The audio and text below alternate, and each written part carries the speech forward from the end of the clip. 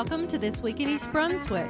This week we'll look back at Friday's celebration of Valentine's Day at the Senior Center. Councilman Irving Sporn speaks from the Brunswick Square Mall about the American Heart Association's Have a Heart campaign. And Kara Motusesky makes history as the first to shoot 1,000 points for the East Brunswick High School Lady Bears. Also this week we'll have an update on library events, including the Friends annual book sale, an upcoming concert, and a recently held baseball card and comic book swap. And this week's community focus is on the National Organization for Women. We'll also have a review of the council meeting held Tuesday night. But first, here's a look at programming next week on Channel 8. Join Lenore Kulik Monday morning at 10 for Basics with Bands on Look Great, Feel Great. At 10:30, local youngsters gather with a youth services librarian for stories about birthdays. That's on Stories from the Library. Tuesday night at 7, the City of Beverly Hills presents In Print with Michael Cart. And Wednesday on For Art's Sake, Dolly Vasta gets a behind-the-scenes view of movie making from stuntman Stephen A. Young. That's at 7:30. The Arts follows at 8 o'clock Wednesday with a portrait of master artist Jacob Landau. This Week in East Brunswick returns at 7 and 8 on Thursday night, and at 7:30 it's Aging Aspects. This month, Outreach Coordinator Patty Sullivan concludes her investigation into the Haven program at JFK Medical Center. On Saturday, the week's shows are rerun between 9:30 and noon. Check the Community Bulletin Board for the schedule and for announcements of upcoming local events.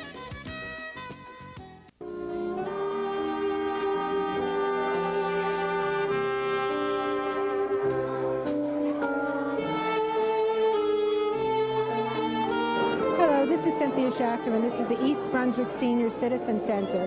We're celebrating a very special holiday, Valentine's Day. Valentine's Day is this holiday for lovers, and love wears many faces. It's not always romantic love. The love of one friend for another or for a parent and child is also very special. And the friendship and fellowship that we share here at the Senior Center make Valentine's Day a perfect holiday to celebrate. We hope you have a good one. The seniors enjoyed lunch and dancing to music by members of Musicians Union 204. The group included Ed Bezick on sax and clarinet, Matty Dice on trumpet, Jimmy Long on keyboard, and Danny Cutts on drums. Albert and Rita Lisi took the opportunity to celebrate their 50 years of marriage, and Emily Travers celebrated her birthday.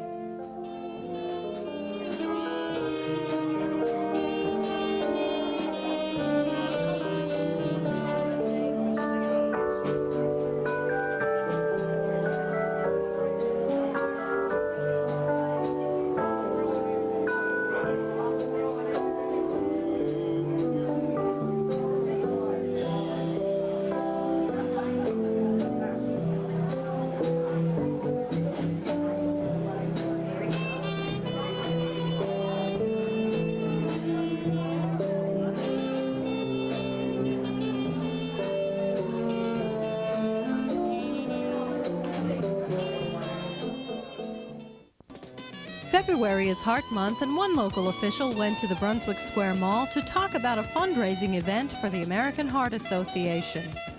I'm Councilman Irving Sporn, and I'm also president of the Central Middlesex unit of the American Heart Association. And I'm here at the Brunswick Square Mall speaking to the manager of the mall, Mr. Michael Hauser, about a program that they're conducting in cooperation with the Heart Association to sell hearts, proceeds from which will go to the American Heart Association. Mike, have you got anything to say about your programs here in cooperation with the Heart Association? Well, we're pleased to have the American Heart Association as a joint sponsor with our Valentine's Day celebration. In addition to the balloons that Mr. Sporn mentioned, we're also having gift guides given away, and I believe that we're doing some other strolling characters through the mall as part of the celebration. The Brunswick Square Mall has been very cooperative with us and with the community as well in conducting these campaigns to help us. They've been contributors to another function we're conducting, which is called a Celebrity Waiter event, by giving us prizes to be auctioned off. Again, proceeds from which will be donated to the Heart Association. Mr. Hauser, I really appreciate everything you've done for us. You're welcome. And I think the mall has done a great thing for East Brunswick. Okay, we're pleased to do it. I wish you success in everything you've done. Thank you.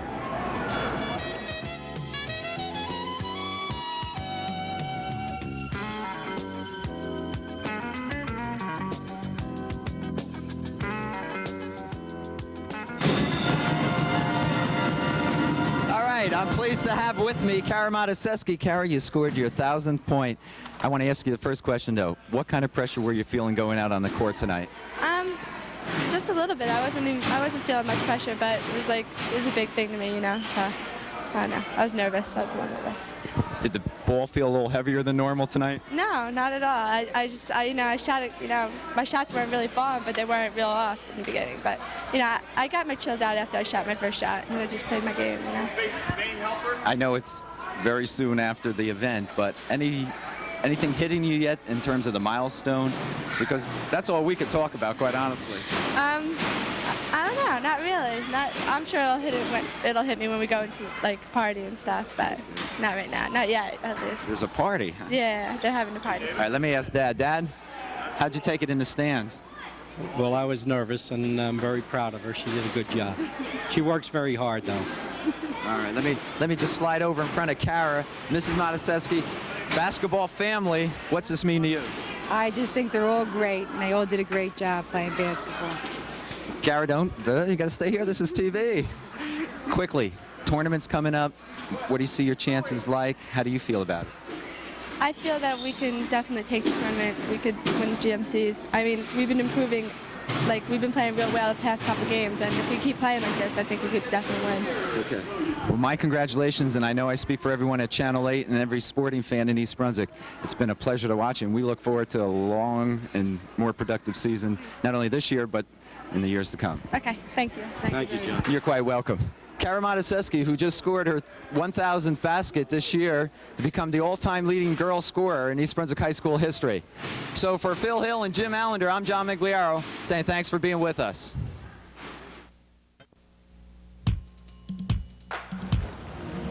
"25 years ago, we didn't have these opportunities. But thanks to the women's movement, We do now.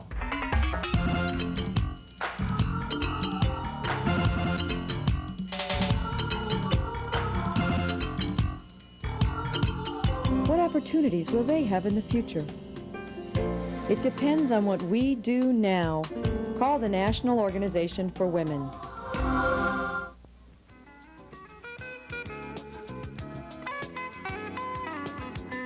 Hello, my name is Judy Addis. I'm president of Middlesex County National Organization for Women of New Jersey. We meet in Middlesex County at the library in East Brunswick at 8 o'clock the first Tuesday of every month. It's a public meeting. We do a lot of work on women's issues. Our issues cover everything from child care, lesbian rights, equal rights amendment legislation, abortion rights, and divorce reform legislation. We are very interested in the New Jersey legislation that comes out of Trenton, and we look at the bills that are being written and put on the floor, and we involve our members in lobbying their local representatives for the New Jersey legislature. An event that's coming up very shortly is the largest abortion rights march in Washington, D.C. on April 5th. Middlesex County now will be running buses from various points in Middlesex County on April 5th at about 5:30 in the morning. If you'd like more information, please call me at 908-238-9504. Thank you. Hi, I'm Lenore Kulik, and I'd like to wish the library a very happy 25th birthday. Many more. Hi, I'm Josephine Fiamingo. Soon, the East Brunswick Friends of the Library's 18th annual bargain book sale will be here. It's the Friends' major fundraiser and the heart of the organization. Through the funds raised, the Friends provides equipment, materials, services, programs beyond what the library budget can provide. You can see everything that the Friends have given to the library simply by walking around the library. From the after-hours videotape drop located to the left of the library's entrance door, stores, to the plastic baskets library visitors use to collect materials. The hard work of the Friends makes a tremendous difference. Gifts include new public typewriters, Macintosh computers, and printers for public use, a baby changing station in the youth services department restroom, people chairs, Compton's multimedia electronic encyclopedia, and general business file, which is a reference tool which offers business information on over 100,000 publicly held and private companies. The Friends of the Library's book sale opens on March 2nd from 7 to 9 p.m. at the Brunswick Square Mall on Route 18. It continues throughout the week from March 3rd to the 8th during mall hours. Admission to the sale will cost $1 on the first night only, and friends are admitted free. There will be free puppet shows on March 4th and 5th at 7 and 7:30 p.m. There will be over 40,000 books in more than 25 categories. And also there will be video cassettes, audio cassettes, records, computer software. So there's something for everyone, and there's no greater gift than the gift of reading. See you there. Sunday's baseball card swap at the library wasn't quite as well attended as it has been in the past, but those who showed up made some good deals. The Youth Services Department sponsors the program, which is free and involves no exchange of money, just swaps. Local baseball card enthusiast Mike Wolkowitz was on hand to help the younger ones figure out whether or not their swaps were fair and to offer an experienced collector's advice. Although most of the trading done was in cards, this swap included comic books as well as baseball cards. Next Sunday at the library, a musical program will be offered by the East Brunswick Division of Recreation and the Arts Commission in cooperation with Rutgers Concert Bureau. Fleur Di Lis will feature Baroque, classical, and romantic music beginning at 3 p.m. The concert is free and open to the public. While you're here at the library for the concert, take a look at the exhibit of work done by the Raritan Photographic Society. Founded in 1929 for the advancement and enjoyment of photography, the Raritan Photographic Society is an active club that sponsors competitions and meets monthly at the library.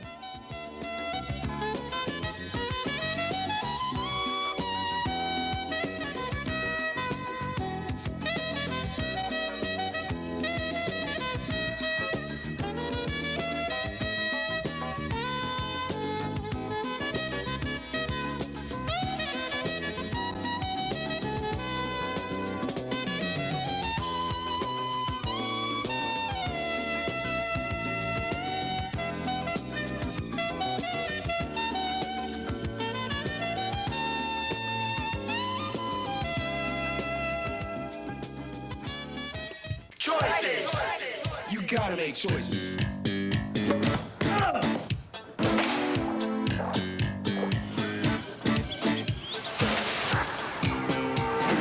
Hey kid, you wanna fly? You gotta buy.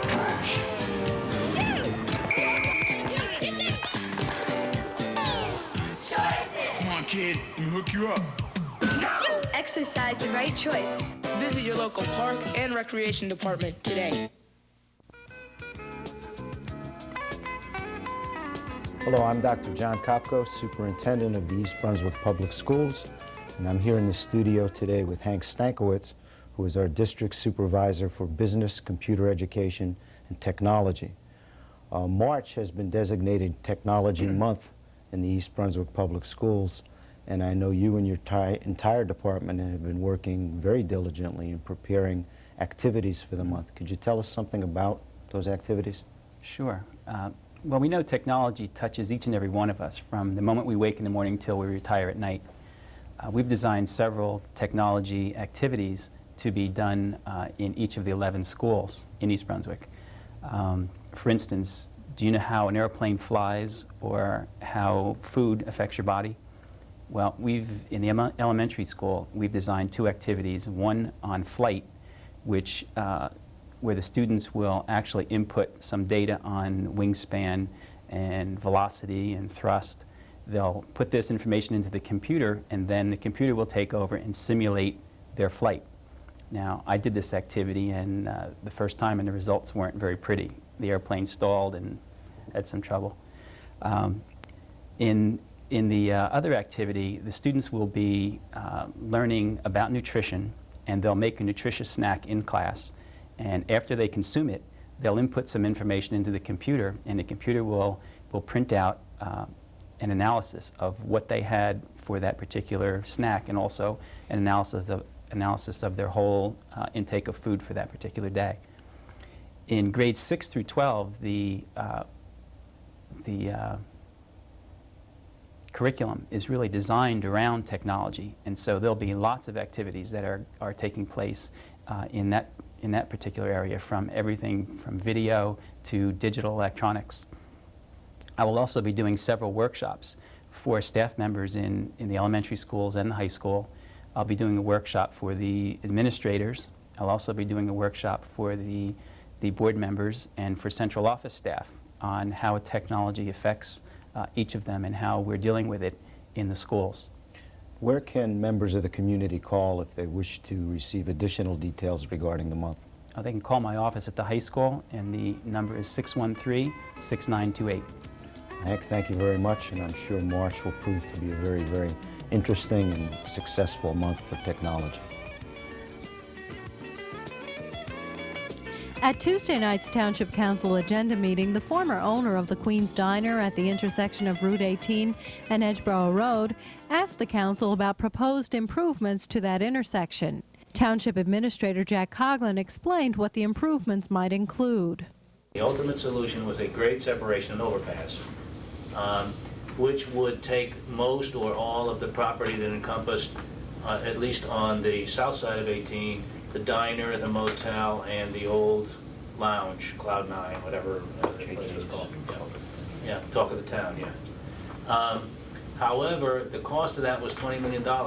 And although the township may not have been involved much, if any, in the funding of it, it was clearly the kind of project that put it in line with like Ernst Road, which had been on the drawing board for 20 years. So at council's direction then, we sought an interim solution and got approval from the MCUA to pay for 2 separate contracts with RBA to look for interim solutions, which would involve a reverse jug handle. The first one was it feasible, and to meet with DOT to see if they would consider it. And the answer to that was yes, it was feasible. Yes, they would consider it, and they expressed their concerns. The second contract, which RBA is working on now, is to do a design, to see if they can get approval for that design.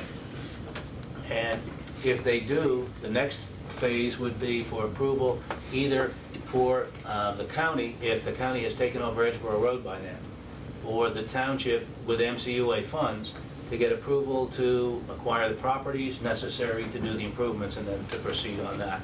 Just as an addition to that, I have, and I think the Department of Planning has for the council's review, some conceptual drawings for that site. Again, it's still being studied, but we do have conceptual drawings as to the alternatives, and I would be happy at any point to share that with all the councilmen or anybody else in the public. In other council news, the council discussed a proposed addition to the municipal building, which would include an elevator to comply with the Federal Americans with Disabilities Act and to improve an outside wall which is in need of repair. Township budget analyst Adrian Eisner explained some of the reasoning behind the improvements. We're required to complete any major structural changes to the building by 1995. There are other modifications which don't require as extensive modifications, which will be completed hopefully in 1992.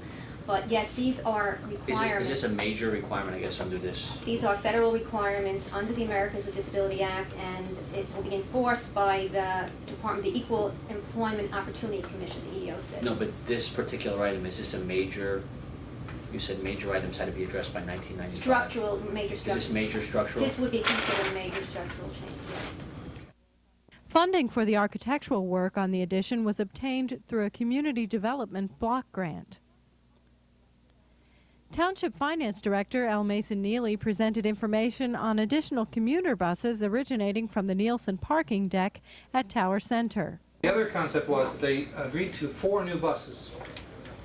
As opposed to 4 buses originating from the Nielsen facility, they agreed to add 3 additional buses originating from the Nielsen facility and then in response to the return trip from downtown, the Wall Street area, to add a new 6:30 bus from Wall Street home. So 4 buses will be added.